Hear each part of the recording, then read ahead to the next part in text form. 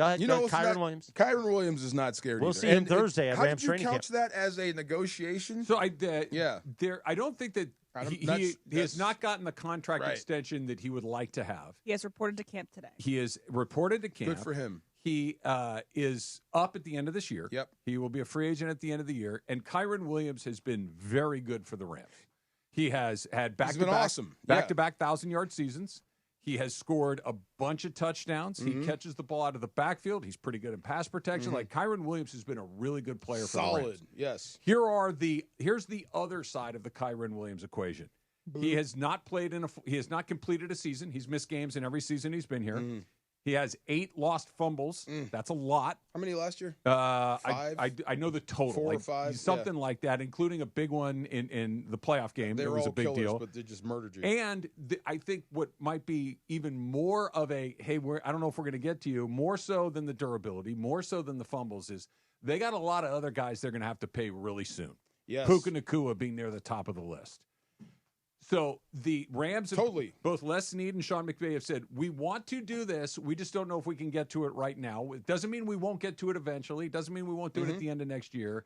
And Kyren has kind of taken the approach of, I'm going to put this in God's hands, and whatever's going to happen is going to happen. It'll either happen here or it'll happen somewhere else. Right.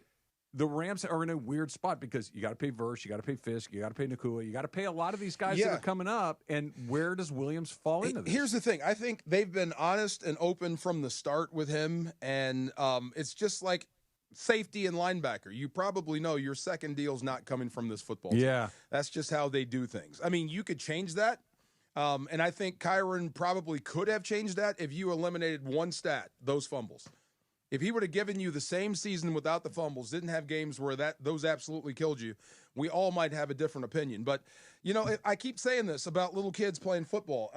If you have any designs on being a pro, then don't be a running back. Because no matter how good you are or how good you do in a season, you're going to come up and butt your head against this. They've just devalued the position. And for the most part, I hate to say this, they're right.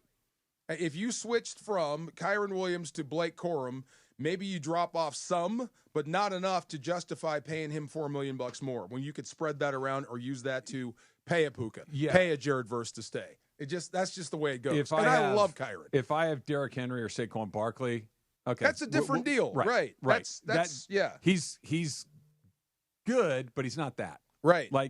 And the guy that's waiting to take his spot, Blake Corum and Kyren Williams, they're going to be close. Yes. I don't know if he'll be, but it's at least going to be in the neighborhood of close. And if I can get it at 50% of the cost for 85% of the production, that's a win for the team. Especially if I have Matthew Stafford. Whatever we're losing here in the running game, I expect him to make it up in the passing game. And I'll give Kyren a lot of credit for this, and Blake Corum too.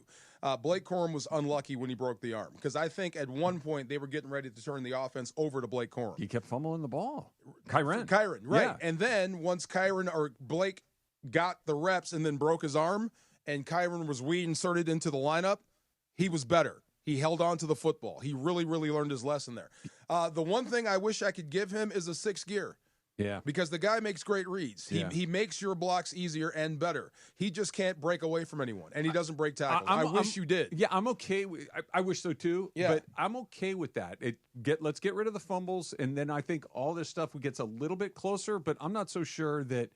And listen, I got to keep all this money over here. I can't give it to you because Puka might be special. Jared Verse is special. What have I been saying about Jared Verse since the minute you drafted him? Enjoy him while you can. Because you're not going to be able to afford him. But you've also said special gets special treatment. True. And he may be that. I don't think Jared Verse is going to back off one iota from a contract demand. And it may be ridiculous. And it may be justified. Right. Yeah, I think he's going to double his numbers, double his production. He's going to be just as disruptive, but he's going to have the numbers to back that up and stack that again at some point. That dude's going to be asking for the world.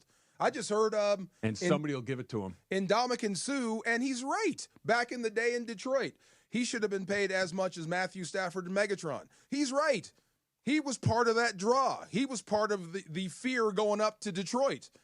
He was. Absolutely. But the difference is, and I guess Megatron and Stafford, you could make the same argument for, that team wasn't very good. They're okay, but they weren't winning a bunch of playoff games. It's like, I'm losing with you. I can lose without you. True. But just as value to the team, and when you got ready for Detroit, Yes, you shook in fear over Megatron. Matthew Stafford was an ambient player. Like, how do we stop this guy? Keeps you up at night. Yeah. The other part of that was, how do we block Sue? Yeah. He's right. So Jared Verse is going to be on that same vein. So the last thing I would want to do, even though I love Kyren, is have too much money tied up in a running back. I couldn't agree when more. I can keep drafting them over and over again. I could not agree more. And I hate saying that. I like him. He's a good player. I hope he stays, but I'm not blowing up my budget for him. Right. It's not happening. And I told you, the best thing in the world for any football team is a PO'd running back. Yep. Who's trying to prove something. Great for everyone. Go win the Super Bowl and then go get your money from Tennessee. There you go. That's fine.